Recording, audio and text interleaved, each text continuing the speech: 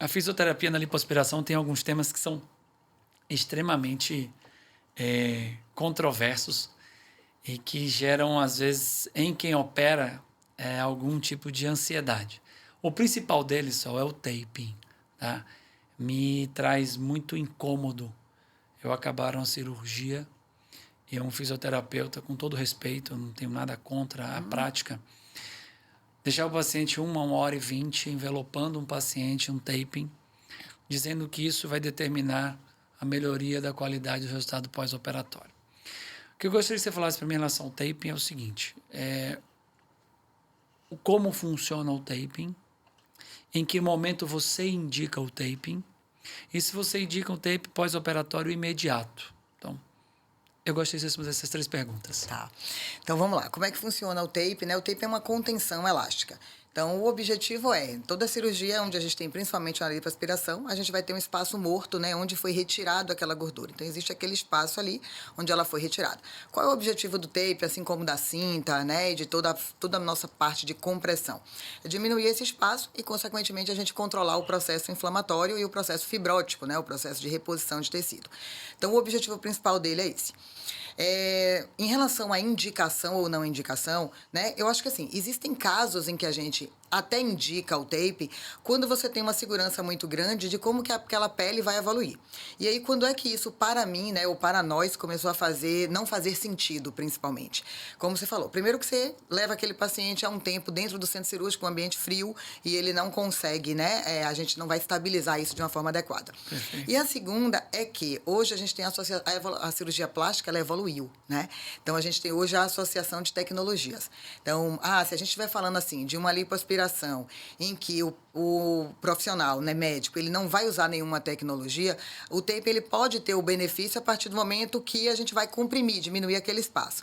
Mas quando a gente está falando da associação de tecnologias, e principalmente, né, tecnologias que vêm com calor, então hoje a gente consegue entender que é muito melhor a gente conseguir visualizar essa pele desse paciente, Claro. né? A gente tem uma segurança em relação a isso e utilizar substâncias, por exemplo, que vão diminuir o processo inflamatório. Hoje a gente faz uso da ozonioterapia, É rotina né?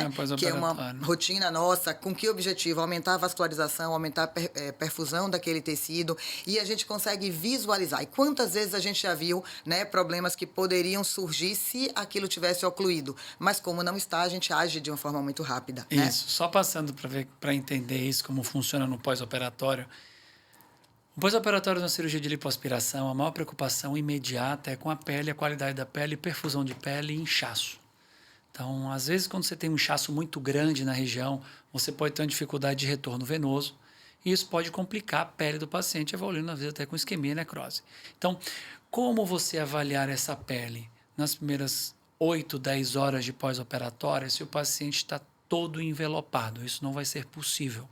Então, como se faz? Como nós fazemos?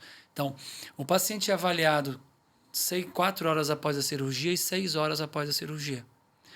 Lá 4 horas após a cirurgia você está lá, 6 horas após a cirurgia eu estou. A gente avalia qualidade de pele, tipo de pele e evolução.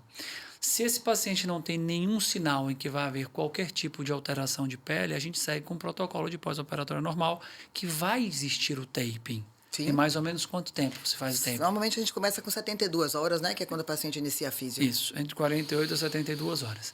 Caso haja qualquer coisa nessa pele que indique a gente algum cuidado especial, existem outras medidas que vão usar abertura de cinta, medicação vasodilatadora. E no nosso pós-operatório a gente associa a terapia hiperbárica em 100% dos casos. Porque eu acho que o taping pós-operatório ele termina sendo um grande vilão para o fisioterapeuta. O indivíduo fez uma lipoaspiração, houve dano de plexo subdérmico, ou seja, essa pele vai sofrer. O paciente ficou todo envelopada logo no início, saiu do centro cirúrgico envelopado. Quantos dias se retira esse taping? Normalmente, 5 dias. Pronto. Né? Em 5 dias, você não tem mais o que fazer com aquele tecido. E ao remover o taping, o paciente pode ter perda tecidual, o paciente pode ter uma evolução de necrose. Vai existir sempre a dúvida se essa necrose quem fez foi por reação alérgica ao taping. Quando eu fui tirar o taping, a pele saiu junto. E aí de quem é a culpa? Do fisioterapeuta. E na verdade, não é questão de culpa. Nenhum procedimento é isento de risco. mas a responsabilidade maior nesse momento pode ser de qualquer um, menos do fisioterapeuta. Então, é um cuidado que eu acho que, inclusive, os fisioterapeutas têm que ter. É aquilo que eu te falei, não adianta correr a 100 metros rasos, né? Um indivíduo que caminha nunca para. E quando você faz da forma correta e que você não cai em moda e que você não pensa principalmente no financeiro, você termina fazendo indicações específicas. Então, o taping funciona. Nós fazemos o taping após 48, 72 horas de cirurgia, porque a gente consegue ter, associado à terapia hiperbárica, associada à cinta, a gente consegue ter redução de edema e a gente consegue visualmente tratar melhor essa pele. Fato. Eu acho que hoje é segurança, né? O que a gente tem é segurança. É, então, a gente sombra de faz dúvida. naquele momento em que... não é por... É o que eu sempre falo. A pessoa opera com outro cirurgião, o fisioterapeuta ele não conhece, ele vai lá só aplicar o tape. Fala, gente, não tem noção, né? Ou então você aplica e outra pessoa vai tirar. Então, assim, você só foi aplicador de tape, né? Mas isso é uma conduta que faz parte de um raciocínio. Beleza, você consegue colocar... Hoje a gente tem a termografia, né? Então, a gente avaliou lá, a gente consegue ter uma precisão muito grande em relação àquela pele. Mas dentro do centro cirúrgico, por mais que hoje, inclusive, se fale isso, mas a gente fez a termografia no centro. Gente, vamos ser muito honestos. Termografia dentro de um centro cirúrgico não é o padrão ouro. É um lugar frio. Então, assim, eu não consigo visualizar. Eu preciso ter uma temperatura de 23 graus, que não é a do centro. Não. Então, ou seja, eu tô entrando no 23 escuro. graus não deve nem se operar. Né? Por conceito determinado, 23 Pois graus é. a cirurgia teria que ser E para suspensa. fazer uma termografia, a gente tem que estar em 23 graus. Perfeito.